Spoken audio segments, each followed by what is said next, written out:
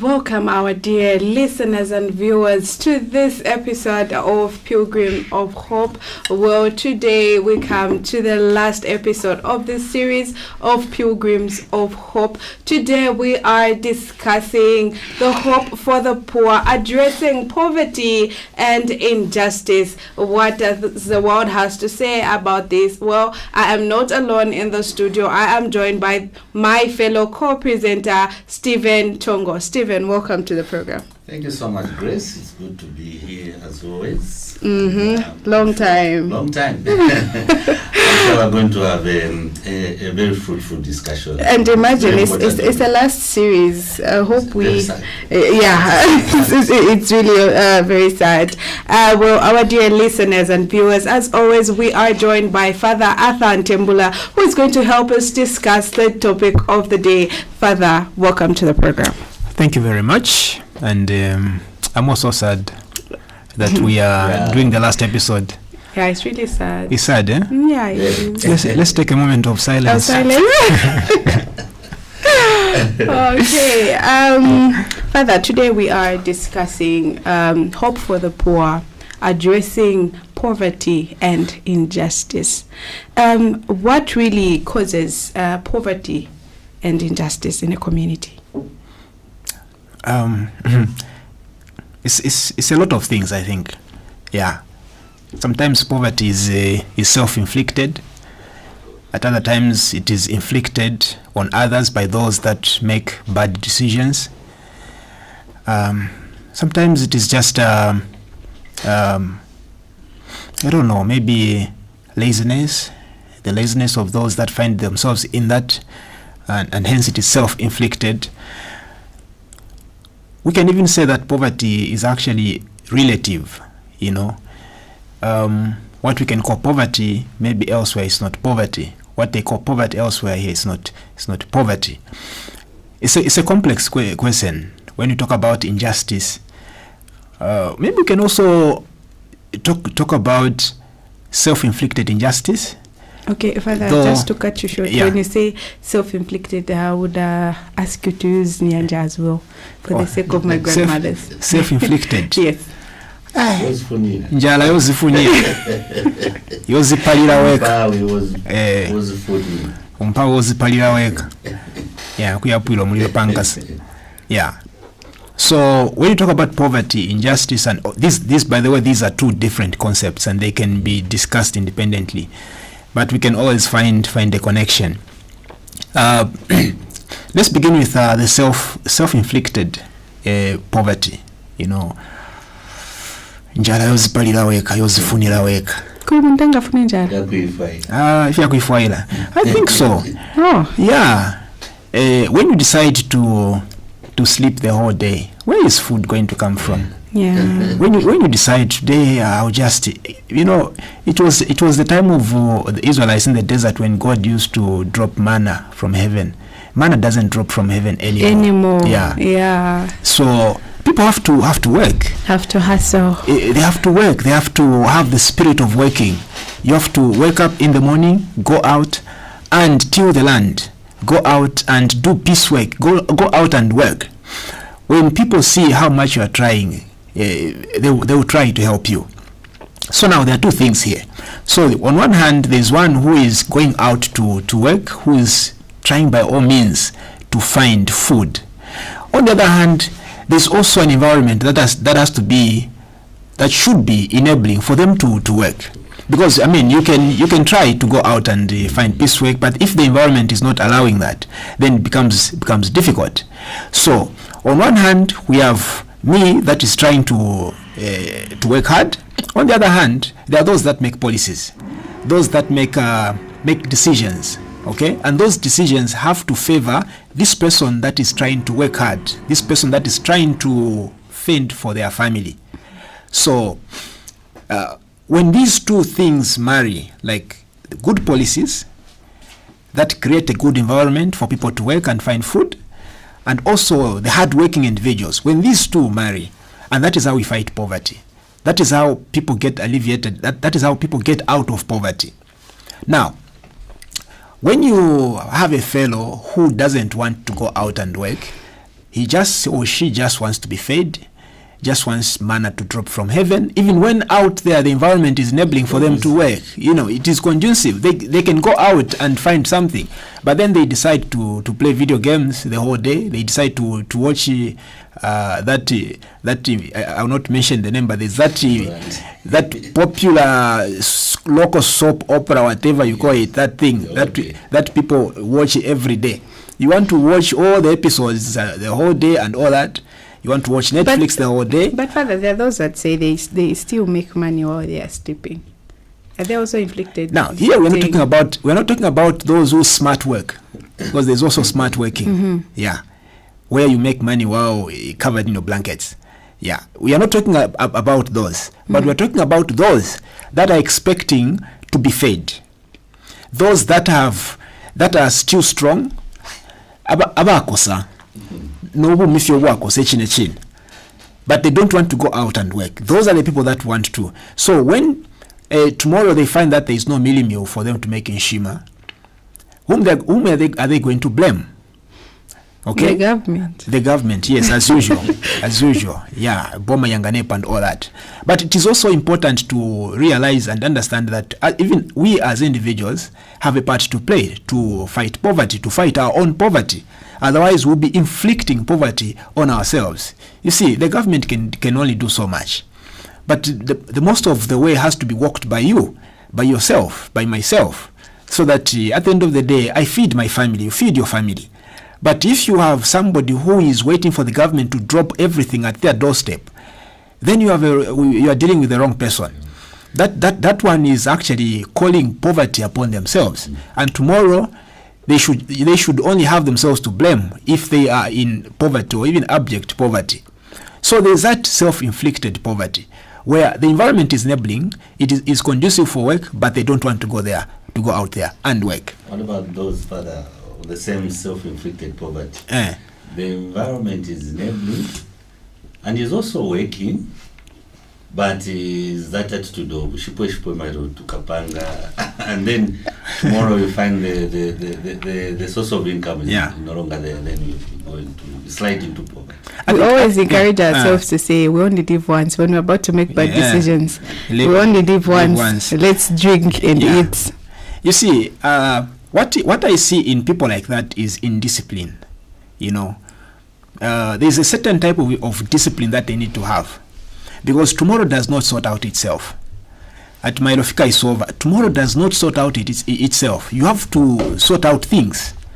That's the truth. So when you lack discipline with the little that you are getting today, when you lack discipline with what you have available at table today, and you think tomorrow things will just appear from nowhere, then there's something really wrong with you. Understand that tomorrow does not solve itself. Shipwe tafibomba. If you want to drink your head off today, you want to eat all the money that you have today, you have to be sure that tomorrow you have a sure source of income. Otherwise, if you just want to, no, we live once, let us enjoy today, then tomorrow will take care of itself.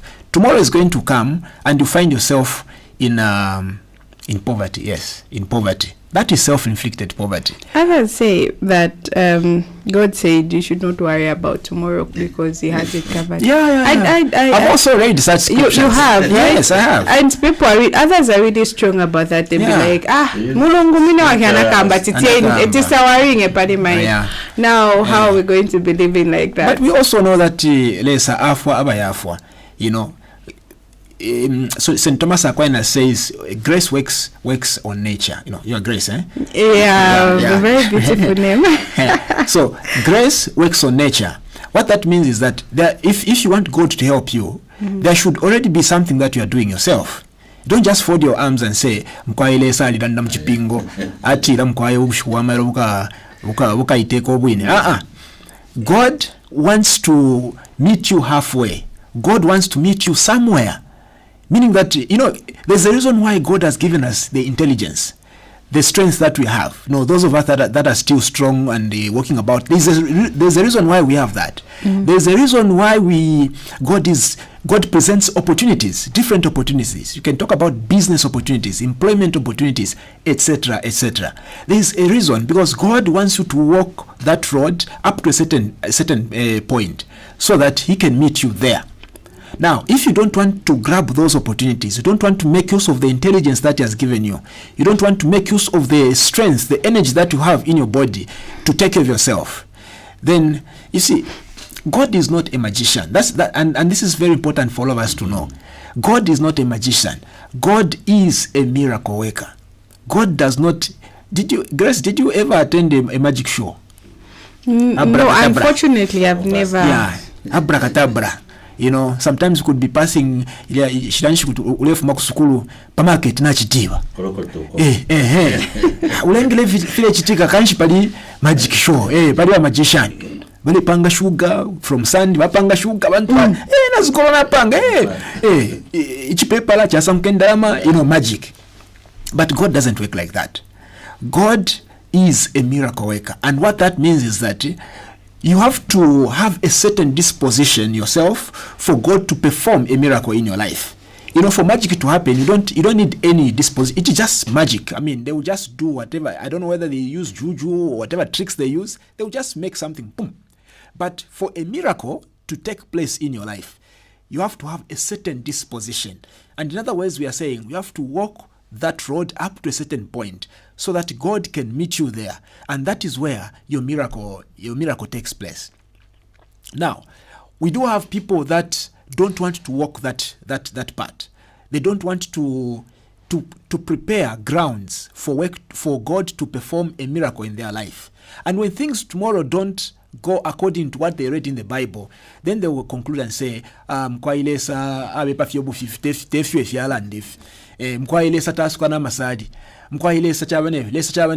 they begin to blame God. They forget that they never prepared the grounds for God to perform a miracle in their life. So yes, we can drink and make merry today. Tomorrow is going to come. Fine. God said tomorrow I'll give you what you need. Tomorrow will take care of itself. Blah blah blah. He said all that.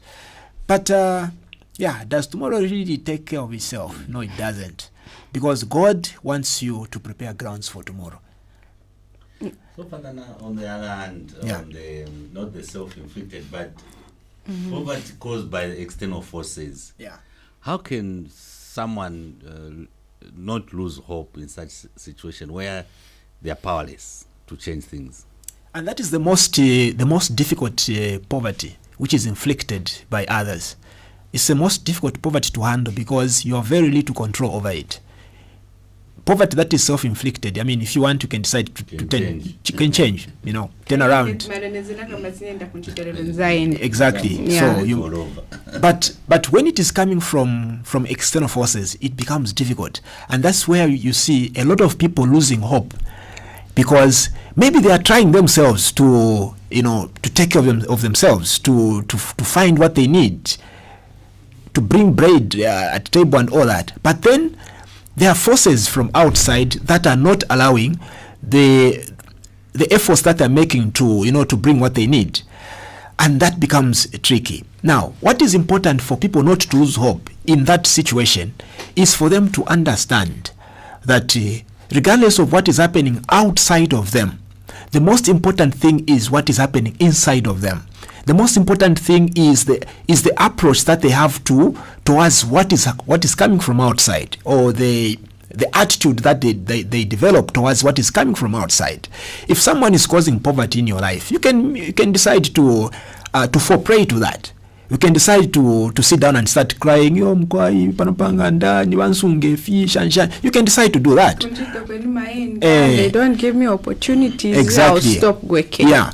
And all those are genuine complaints, because you do have people that are not really helping you to realize your potentials and all that. So you can complain in that manner. You can sit down and cry and all that.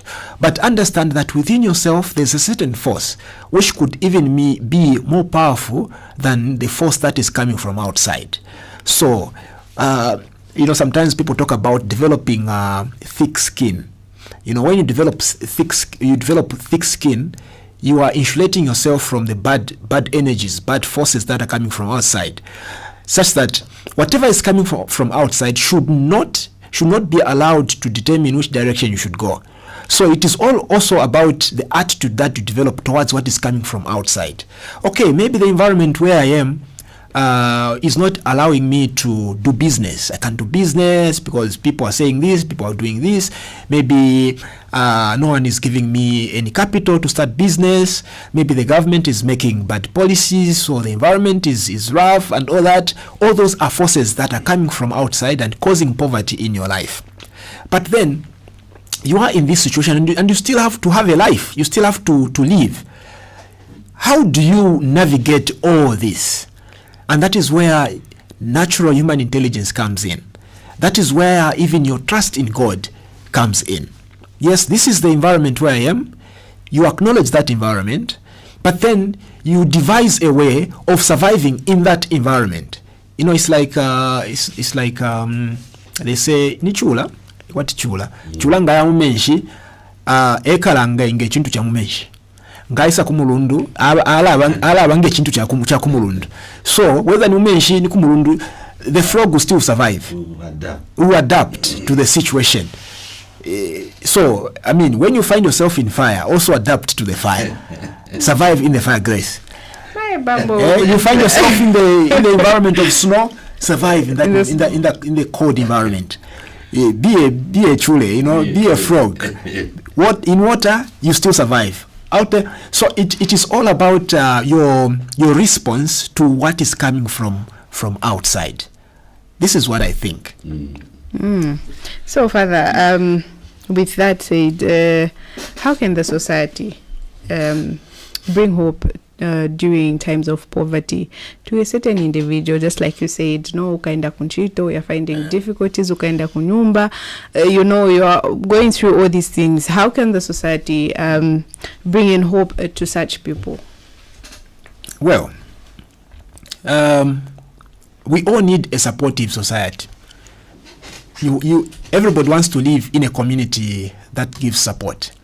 You don't want to be in a community where people live like you don't exist. You know what I mean? Like you don't like nobody cares about you. You don't want to be in a community like that, because there are times that you need the community. There are times of funerals, you need the community to come in and do this and that. That there are times of calamities, and you find yourself in a situation where you just need your neighbors. You just need that community to come and fish you out, or is it help you? So we all want to live in a community that is supportive, and this should be regarded as true, as correct, that we do need a community like that. A community can bring hope to individuals in that particular community by creating networks. They could be business networks, they could be community networks, social networks, they could be anything. We need a community where we are all interconnected, where I am connected to you, you are connected to him, and everybody is connected to everybody else in many different ways. And that is how a community ends up a supportive community. Because without these social connections,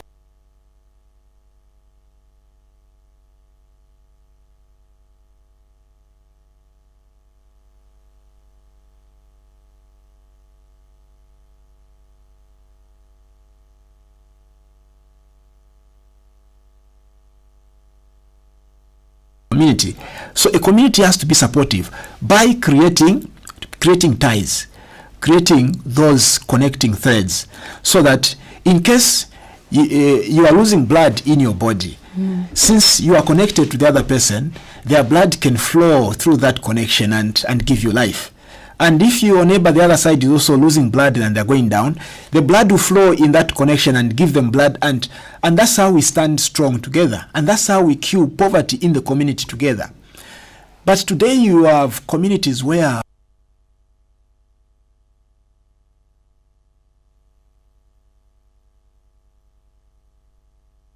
chiwaya pamulu mapika pona finish.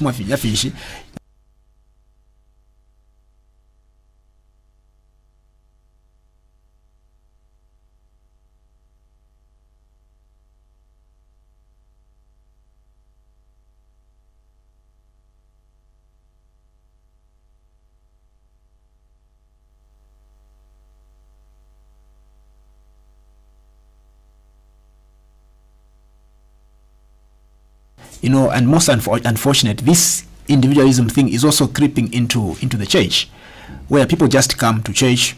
My business to church is just prayer. After praying, I don't talk to anybody. I know where I parked my car. I straight go to my car. Boom, boom, boom, boom. I can't even give a lift to anybody. I don't care about anybody else. Boom, I go to my own thing. And we do have a lot of people like that. But kudala paja, the church was not just a place where people came to pray.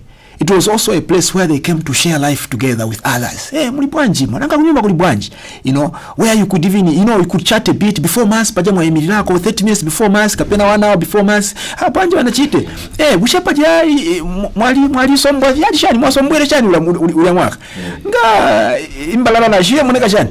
Mwalanda kwa mada shia kumabala. Then, so the church was like that. Even as you are going to pray in church, you walk into the church, you know that you are praying as a community, because you know the person that is seated next to you. You know everybody. You know the faces.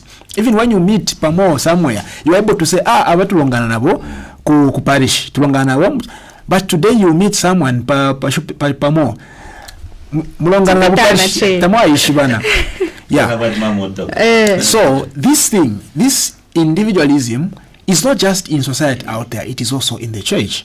But Father, isn't it because back in the days, people would come together mainly because like they would mingle together and share problems and all that, and if you are in a place where you can help, you render your help and all that. But as time went by, people started saying, and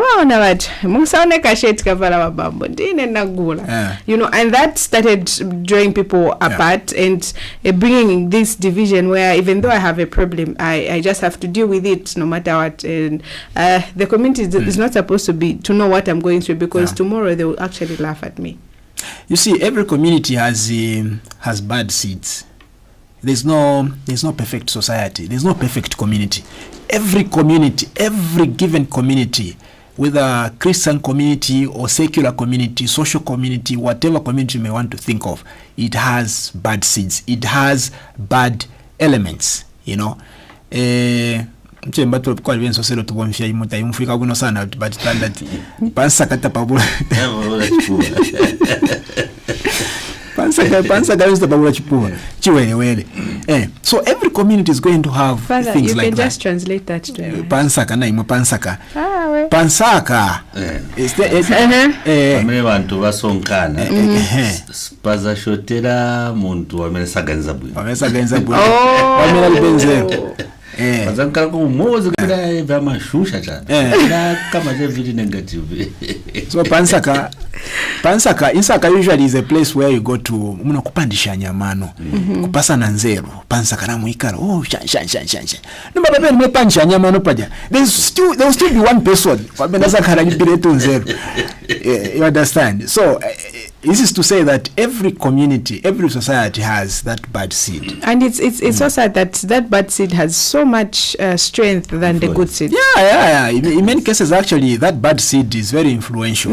It's very influential. Nang nimpuncha ichi mwine imwe njebe baraka mbaba mbovichi imwe change to mobilize apapa Sunday get tizavala kulibe misa mamvera kulibotula that is even better kulibe misa tizavala get mama yusuku teni mobilize muli bangati okay nizagulirani chikontena cha shake naye muchanja Father alisa pachechi pasande asanga get na vesa. There's just one seed. That influences everybody.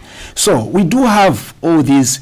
So it is true that many people have been pushed away because of things like that. They don't want to share anymore what they are going through because they might just find themselves somewhere trending. It's like the value of trust for one another has gone down.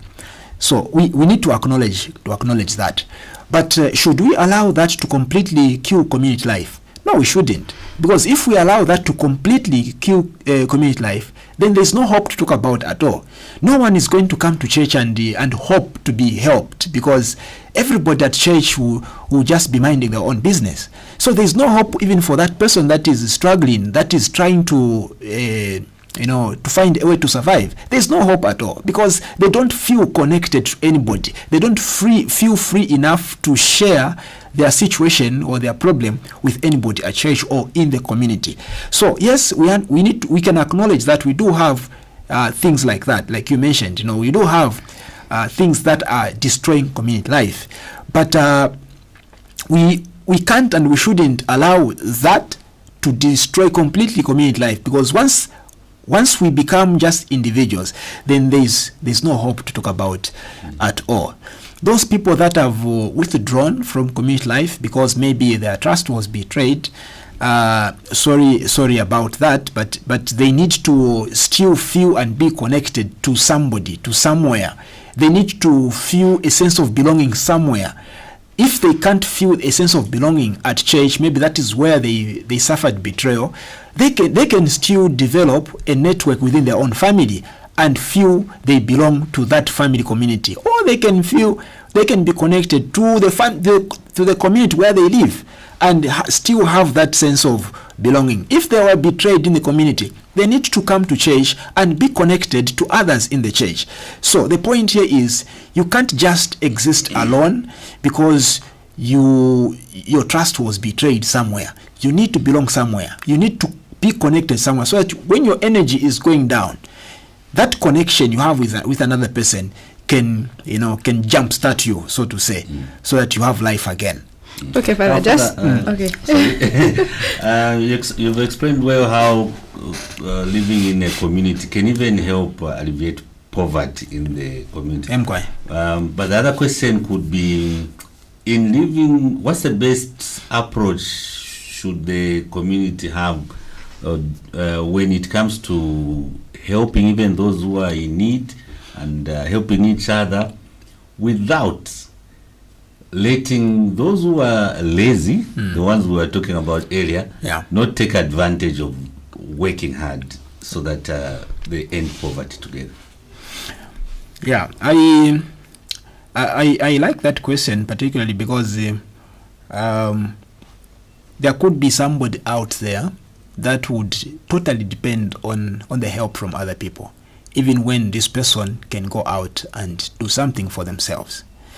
When you have a community that is very supportive, a community that is, let us call it a supportive pro-max community, that is very good actually. It's very good. We don't want to downplay that. But that comes with a risk of making some individuals lazy. Yeah. So, in as much as the community can be supportive to an individual, it should be to an extent that it empowers that individual, not spoon-feed the individual. So a community that is supportive pro-max is spoon-feeding the individual. Okay?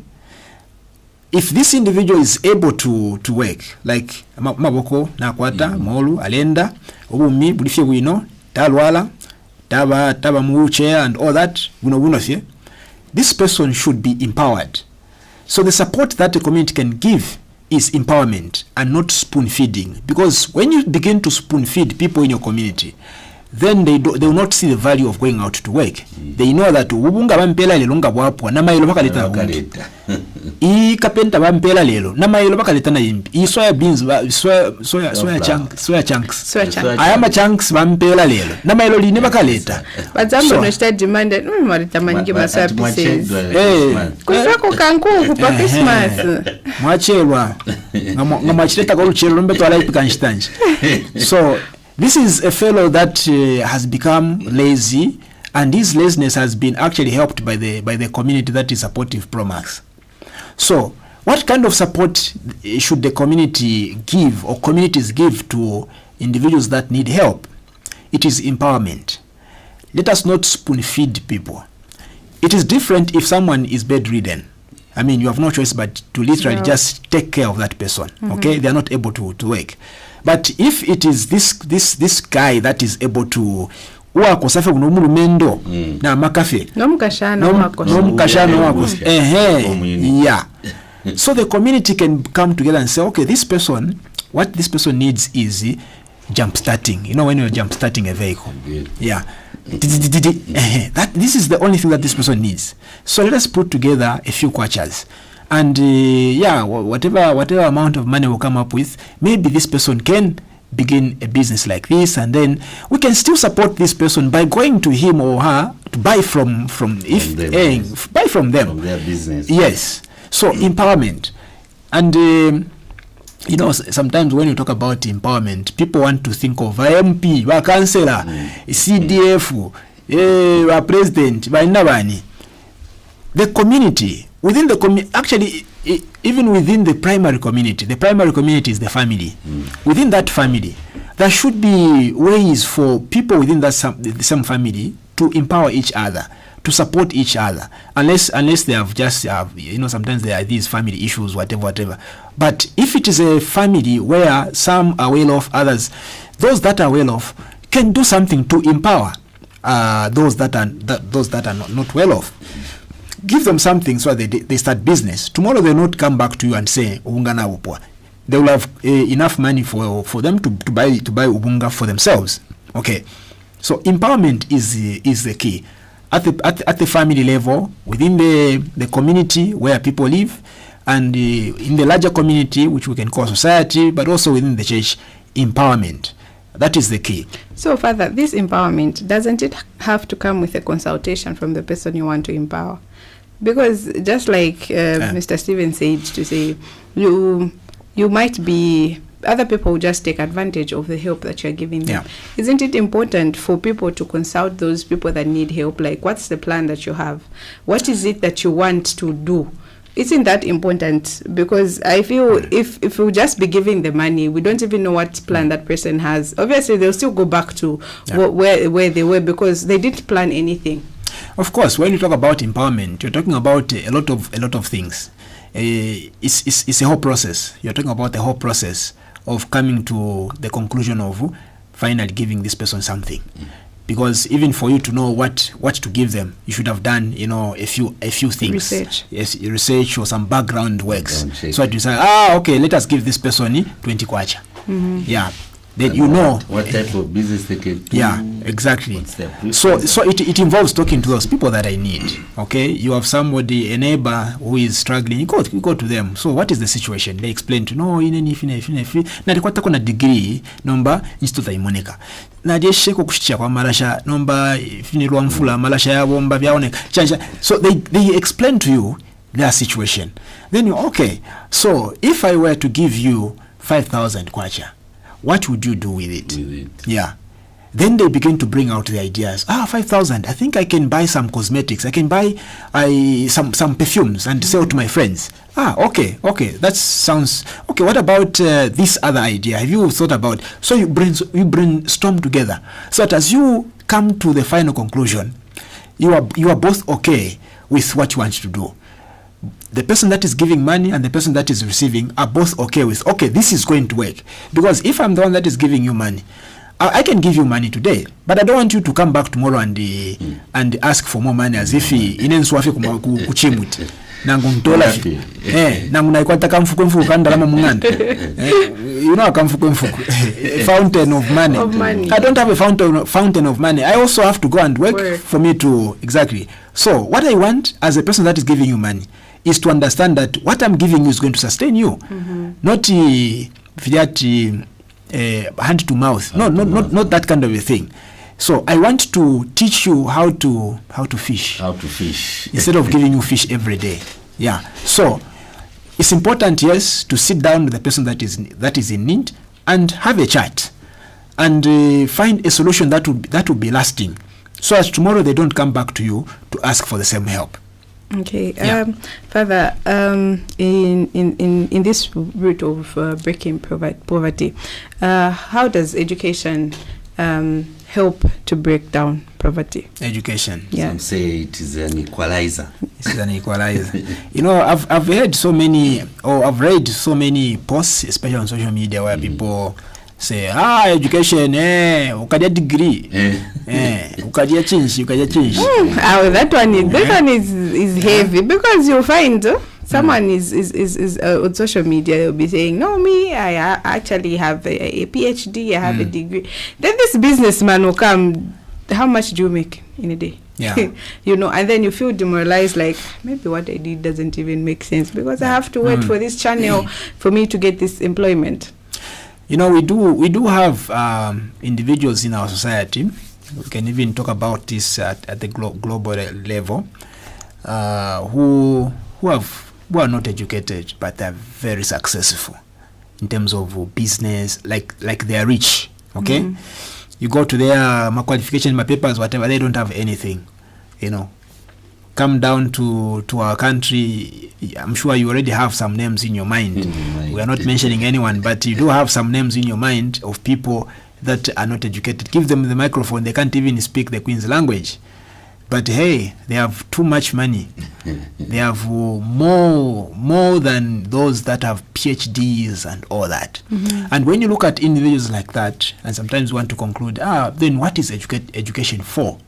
If I can just go there with all my ignorance and make money. At the end of the day, it's money that is needed, yes, not education. Yes, at the end of the day, it is money. Well, we can agree with you to some extent, but there's also a portion of disagreement because it's just something that education does to you, and that's why it's important for people to get educated. You know, there's this notion that you go to school for you to make money. Maybe I have a different view myself about education. You don't go to school so that you come and make money. You go to school to get the knowledge that you can't get from the knowledge that you can't get from outside the classroom. There's something that education does to you. You know, when you Grace, you can have $10 billion dollars in your account, fine, and you only went up to grade 2. Okay, you have all that money, and I have a PhD, and in my account there's only 500 kwacha. Somebody is going to come. Somebody is going to come and talk to both of us. Okay, and even within the first 2-3 minutes of talking to both of us, they'll be able to know who is educated and who's not educated. You understand? We will not go into details. Yeah, what we are saying is there's just something that education does to you, which the person that is not educated will not have, will not receive. That's why our parents used to tell us school because I think they understood the education better than ourselves. They understood the importance of education. So education plays a role.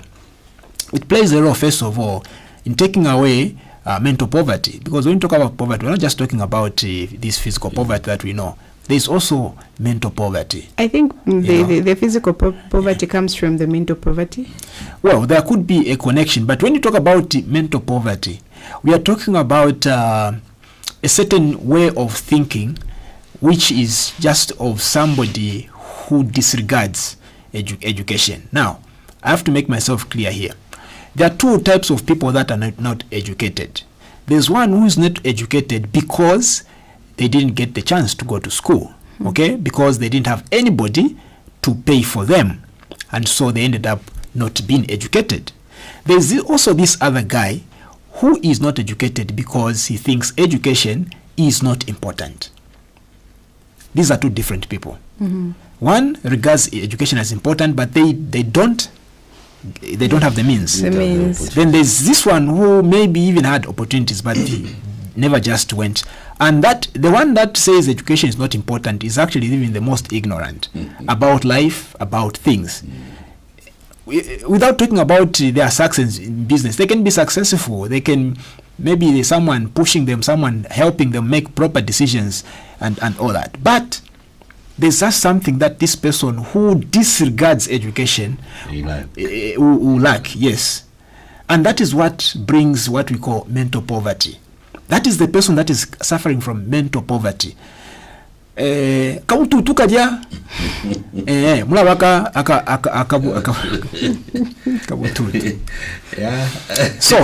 education plays a role, and it is important that when you have a chance to go to school, Grace, Mr. Chongo, When you have an opportunity, you have someone who is paying for you.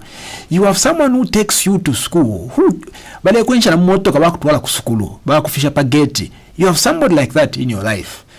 Grab that as a golden opportunity and get that education.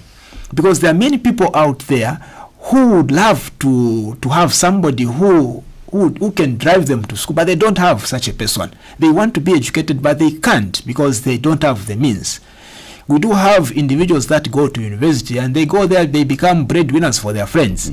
They go there and they begin to, to flaunt their money, and maybe they come from well-to-do families and all that. And at the end of the day, what do they get out of university? Silent what? Silent graduation. I hear there are things like that. Silent graduation. You don't have a credit, you don't have a merit, you don't have anything, but you have graduated. Silent. So that's what they get, because they went there just to pass time and all that. They know that their family has everything. Their family will give them whatever they need. That person, sooner than later, or already suffers from what? Mental poverty. That type of certain type of primitiveness, it will be there, because education has not had an impact on them, because they just close themselves to being educated. So if you want to get out of poverty and you have the chance to be educated, or maybe let us put it this way, that if you don't want to find yourself in poverty tomorrow, and today you have the chance to be educated, be educated.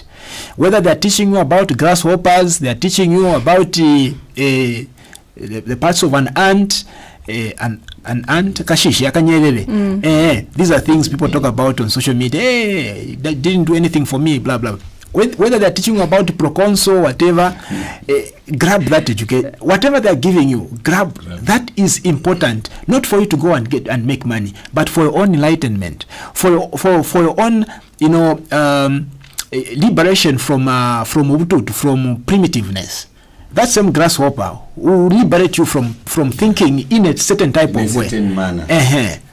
Look on life is different. You begin to look at life differently, because someone taught you about the parts of a grasshopper, and they made you memorize those parts of a grasshopper. The art of memorizing the parts of grasshopper, that art of memorizing that, you need that art for you to memorize many other things. Okay, so Father, there are those people that are quite all right. They're educated. They are educated. They have all these PhDs and all that, but but there's this opportunity that comes that can still give them money, but they'll be like, do you know who I am? Me, I'm a doctor. I'm not just any doctor. I'm a doctor, and they'll deny that particular opportunity simply because they feel they are overeducated for that position. And doesn't such decision bring in poverty? Yeah, we can also talk about people like that. Yeah. I think what they lack is just humility. When you get educated and you have all those papers, you're not on top of the world.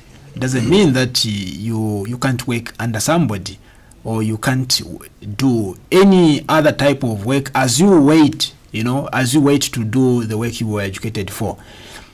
They just lack humility, and that pride is what brings, or what will bring poverty into their life. There's another Bemba saying in Soserium, ati chirumba cha kwa mukolwe chalokeshe mukolwe mulukolo. Ichirumba cha kwa mukolwe chalokeshe mukolwe mulukolo mpaka afwa. I don't want to say it because you. No, just translate. It's okay. I'm not going to say it. Chirumba cha kwa mukolwe chalokeshe mukolwe mulukolo mpaka afwa. So wa mukolo, mukolwe. Yes. Mkombwe mchinyanja mutira mukolwe ule ni mukolwe uchi. Amune mfula ya isa. Aleta mboko inko shinango shire ingira muchitere enaletira I'm the king of the nine mukolwe pano. Okay, kwa fita kumulu yata mpoko loke mfula ale pitana fimulu banza inkoko shinankwe shire ingira mfinani mfitere shaingira mfimana mwani shaingira shabirama aba mukolo ale pitana kabiri bakishwa shanati ni nemukolwe pano. Okay, elo ya isa pona nombe ya mabwe atidati ya kulukanga nga pamusana wakapoi ya look cats and dogs ya ine look. There is no chance now for that mukolo to go and you know and join the other chickens. Kanshi palasti kwisa tutubalafye mu lukolo mumbali yanganda mulya emu wa mukolwe bachitena nombe ichwemfula ile lokeyo na ifulisha ile chitefi mpaka yawe kata mulamu ni mula mukolo mulya au bafuira na mulamu ine mu lukolo mumbali yanganda mwe babele memwe nkoko shinabo shiri mufitere nashibera machidolole mfula ipwe. So ichirumba chalenga wa mukolo batishani na umfu chinalondolo lati so balaba letira mukwaina alikuwa master's degree 13 inch mombe as receptionist na alikuwa mkwaine master's degree in engineering 13 sembombe nga colopist pa company hapo ine the whole me. No, I can't. Do you know me? I am waiting for someone to employ me as an engineer, as a doctor, as a what.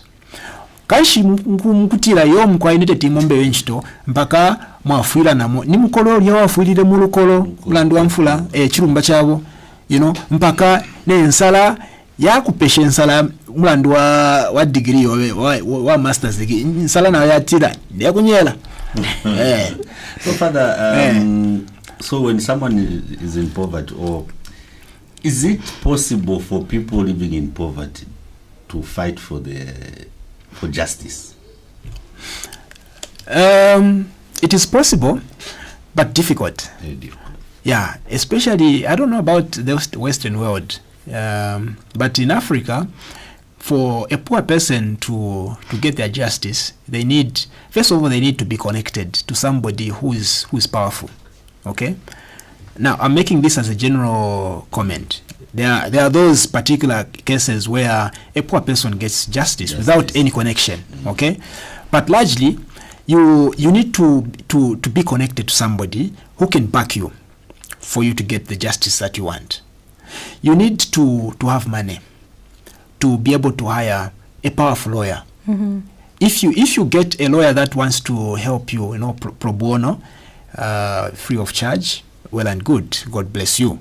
But if you don't get such a lawyer, you need to have money for you to hire a lawyer, a renowned lawyer, a good one, inapoimira ndwingi, to represent you so that you get the justice that you want.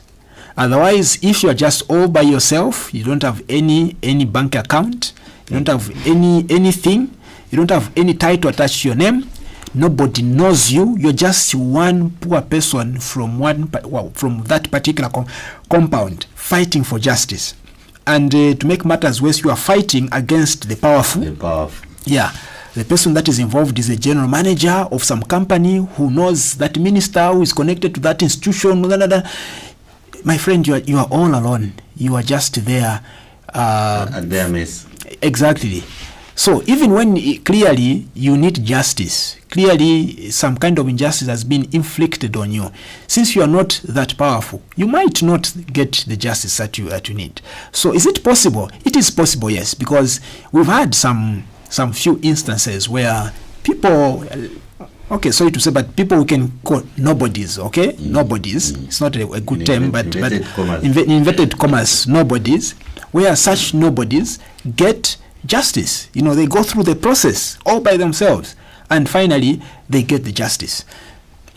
Sometimes things like that happen, but many times if you are a nobody and you don't have anything, you don't know anybody, you are not connected to anywhere, you are just a nobody from that compound.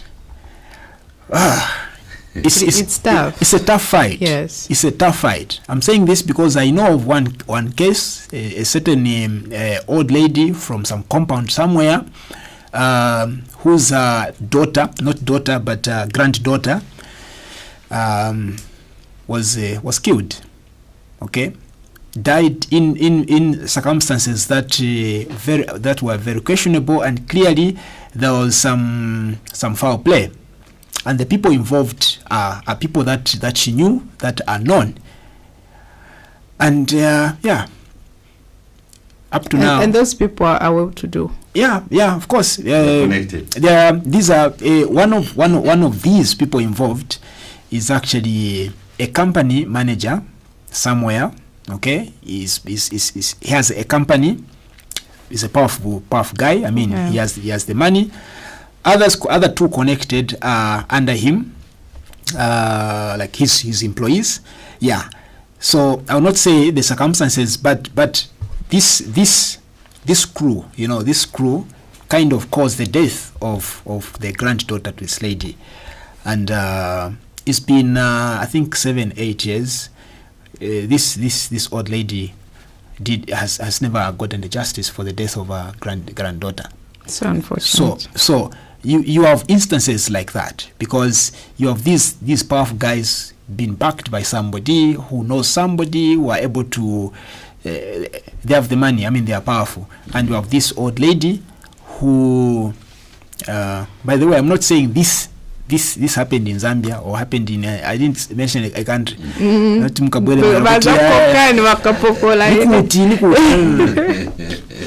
Timaenda kapena ni kumali kapena ni kuitali kapena ni kusebya ku Nigeria, but somewhere in the world. Yes. So these things happen. I'm sure many people out there have such stories, and they're still fighting for justice. So the fact that you don't have money, you are poor, it becomes difficult for you to get the justice. Is it impossible? It's not impossible. It is just difficult. Yeah. Father, doesn't it also bring in the issue of also being educated? You cannot have the money, but if you are educated and you know the right procedures, you might be able to get this justice, I think. If you are educated, yes, you might know the procedure. You might know the correct offices to go to for you to get the justice. But at the end of the day, everything comes back to money. Yeah. You need money to hire a lawyer. That is, if there's no lawyer that wants to take your case pro bono. You need money to hire a lawyer. You need money to do a lot of things for you to get the justice. If you get justice without being that powerful, without knowing anybody, without, well and good, God bless you.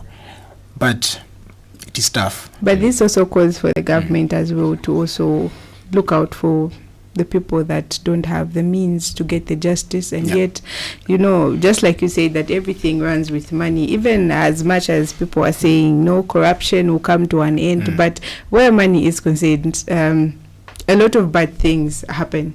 So we hope the justice should be prevailing at any given chance, and people should get the justice they need.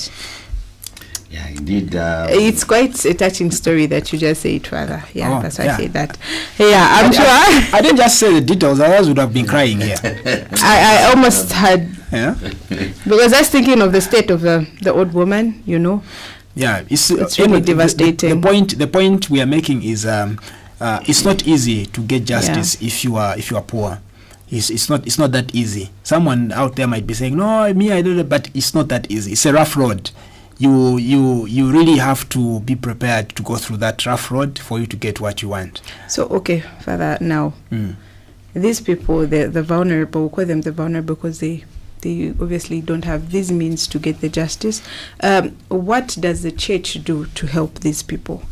Because I'm sure the church is there for the poor. And yes, how does the church help these poor people to get the injustice? I mean, to get the justice. The justice. Yeah. Well, the church has a soft spot for the vulnerable in the community. In the social teachings of the church, we say that the church has a preferential option for the poor. The reason is simple: the poor are the most weak, or the weakest in the community. They are the most vulnerable. They are the people that need support from the church, from everybody, because in their state of poverty, they are they are weak, So the church always has a soft spot for the poor. There's a lot that the church does or can do in order to help those that are vulnerable in the community. First of all, let's talk about their poverty. You and I know very well that the church is involved in many works of charity, at parish level, at diocese level, at whatever level. The church, even at the universal level, the church is spending so much money in order to help some of those our brothers and sisters who are in poverty. By the way, the church doesn't have any money to spend of its own. What does the church do? You remember when the when the Christian community was just starting, you have read Acts chapter 1, verse 1 going forward. The Christian community became a point of distribution of the things that people were bringing. So people will bring things to a Christian community, and then this community will go and redistribute these things to the vulnerable. And that is what the church does. They say, no, the church is rich. The church is not rich. The Catholic Church has money. The Catholic Church does not have any money. What the Catholic Church has is an environment, is a space where people can bring all their resources so that these resources are distributed. So they are brought into this one basket, that's why we have my basket during mass. So it is a coffer, it is a basket. So everybody will put in, the NGOs, the donors, they will put money in that basket. The government, they will put money in that government. The particular individuals, ukatula mutulo 20 kwacha eja kapena 2 kwacha, it goes into that one basket. Okay? Now, the church, after collecting that money, begins to distribute to those that are vulnerable in the community. So the church, first of all, helps the vulnerable in that manner, collects the money and redistributes back to the community through the vulnerable. But those who seek justice, those who feel afflicted or unjustly treated and all that, they can always come to the church. The church is a community where everybody belongs. We have lawyers, we have everybody there. Those people can come. Let's say you come to the parish priest, Father, I have this situation. You explain your situation. Oh, okay, this is really unjust. You need justice. The priest, using his office also, can now escalate that issue. He knows where to go. We have offices of CCJP. The priest knows where to go. Grace, say there is this issue. How can you help this issue? That office also, whom to approach, where to go. Okay, in the church we have this particular issue involving this old lady. How can you assist? So the issue is going to be escalated until it goes to the last point where this person will actually get the justice that they want. So, in a nutshell, the church has a soft spot for those that are vulnerable. The church goes out to meet those people in their poverty. Those who have cases or stories of injustice, the church also attends to them. If they are nobodies, they don't know anybody, they don't know anyone they can go to the church and say, I have this situation. The church knows where to take that particular case so this person finally receives the justice that they seek. Interesting. Yes, in the interest of time, maybe, Father, in a nutshell, how can you summarize what we've said when we say we would like to address poverty and injustice so that the poor can still remain hopeful and live a better life? What can we do as a society? As a society, we can do so much, but at the end of the day, what we want is to bring back hope, especially in those that are losing it because of maybe the things that they have gone through. How does the community do that? It is by creating a support system. When we talk about community or society, we are talking about every phase, every level. We talk about the primary society, which is the family, the community where that family is, or the compound, the church, the society as a nation, Zambian society, and so on and so forth. We need to create an environment where every member, everybody feels, first of all, a sense of belonging. I belong here. I belong to this particular society, this community, because I feel connected to you, I feel connected to that person, such that if I am in want, I'm able to come to you and say, I am in want. Could you help me with a bag of mini meal? Could you? So the community needs to create that environment, a supportive environment. But even when you talk about creating a supportive environment, it has to be oriented towards the issues or matters of empowerment, not spoon feeding people, but empowering those that need to be empowered in the community. And that is how we kill poverty in that particular society together. So there should be some kind of interconnectedness between individuals, and that becomes like the bloodline for everybody. If my blood is running out, I can tap some from you because I am connected to you. That is the environment that the community needs to create in order to fight poverty, in order to fight even injustices. There are many people in our community. Some they may not be going through poverty. They may not be as poor, but maybe they have suffered some kind of injustice and they need help. So if they feel connected to the people that they live with, they feel connected to that one, then it becomes easy for them to go out there and tell their story so that they get the help that they need. But on the contrary, if you are in a community where everybody is just concerned about their own issues, actually that is not even a community. It's not a community. Yeah. It's just people living. It's a collection of individuals. People living nearby. Exactly. They are not even neighbors. They're not even individuals. Oh yeah. They're not neighbors. They're not neighbors. They're just individuals. A collection. Somewhere. Due to some circumstances, and then so Father, today is the actually when I want to say this I feel like crying. Okay, so today is the last episode of the series, and we have talked about quite a lot of things that are in the book of indiction by the Holy Father. And to our dear viewers and listeners, our Holy Father was discharged on Sunday from the hospital after being admitted on the 14th of February, which is also a great development. And to those people that were circulating information that he is no more, sorry to you, I don't know what you were expecting and wishing for him, but I would like to tell you that Pope Francis is actually out of the hospital, and actually he is still receiving treatment and responding very well to treatment. Father, just give us a few words of encouragement as we come to the end, and I'll ask you to look into the camera as you are saying, and also focus on also the mic, and tell our people about hope and everything that is expected of them as they are journeying as pilgrims of hope. So we are still at the initial stage of the Year of Hope, and we've celebrated so far various types of jubilees, starting with the Jubilee of Communications. We had also the Jubilee of Volunteers, the Jubilee of the people in the military, and so on and so forth. There are many other jubilees that are coming in the year. We do have a bull of indiction, a document that is guiding us as we celebrate this jubilee.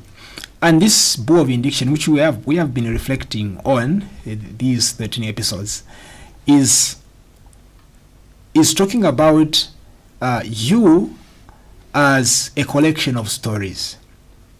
The Pope says in that document, you are a collection of stories. You carry with you stories that you can tell to the world, some stories that have broken your heart. Others are success stories. You are a whole collection of these various stories. And he says, go out there and tell these stories in order to give hope to the people that you meet. How did you get out of that situation strong and sound? Tell that story so that somebody out there who could also be going through a situation like that or something similar could have the courage to come out strong and sound. At the end of the year, as we shall go to the end of this year, we want to to come back here and say, we do have hope to live again. We do have hope to hope for better things to come. But first, we should have told the stories of our lives in order to inspire the people that we have in our lives, the people that we meet, even strangers. So, we are a collection of stories. And it is through these stories that God wants to speak a word of hope in the people that are losing it. The poor, the vulnerable, the old, the elderly, the children, the young people, everybody out there in the world. Your stories are a channel through which God wants to reach them in order to give them hope. So don't keep that story of faith. Don't keep that story that you carry in your heart to yourself. Go out and tell it. Be a channel of hope to the people that you meet. Yes, interesting. No matter how bad that story is about you or about me, we need to tell it so that we always the need next to person gets help. Yeah, so, there's always a lesson in every story, be it a good or bad. At least, just like Father said in the third episode, he went like, when I was a priest, I was taught when I went to this particular parish when I was doing my pastoral, I was taught I will learn how to be a good priest and also how to not be a bad priest. Yes. So in every story, we can get the good side. Yeah. So if someone steals, obviously you learn not how to steal. So yeah. I don't know, Stephen, do you have any words that you love to tell viewers and listeners? It remains for me to say thank you so much to Father for enlightening us, and also to our dear viewers and listeners for listening and giving us that feedback. And it's good to know that a lot of people have learned a lot from this program. Like we said, it's sad, but sometimes certain things have to be done. So in this case, we have to go, but definitely we'll be back, sometime later. So thank you so much. I'm happy to have been part of this program. Yes. Okay, our dear listeners and viewers, it has been quite an interesting journey for us as pilgrims of hope, as we journeyed together in learning what the Holy Father wrote in the Bull of Indiction, which with a theme, hope does not disappoint, spes non confundit. I am so very much in love with the Latin word, spes non confundit. It took me a while to learn these words, but here we are. Yeah. So it has been a great journey being with you people. Hope we all learned something, and we're going to evangelize and bring people together in the house of God. Okay, I have been your presenter for this series, Grace Kasapoto and Stephen Chongo, and always our guest, Father Arthur Ntembula. It is bye for now. Bye-bye.